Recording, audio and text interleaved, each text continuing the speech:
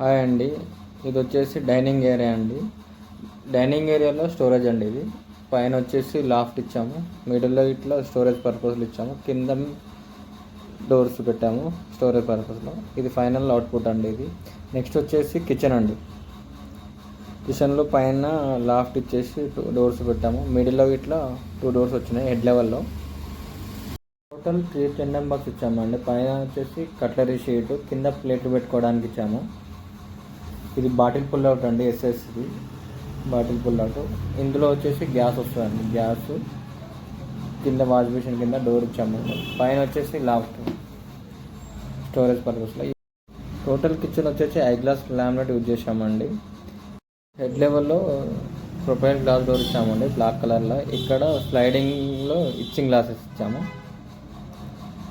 ఇది final output అండి. ఇది కిచెన్ వచ్చేసి స్మాల్ కిచెన్ అండి, చాలా చిన్నగా ఉంటుంది.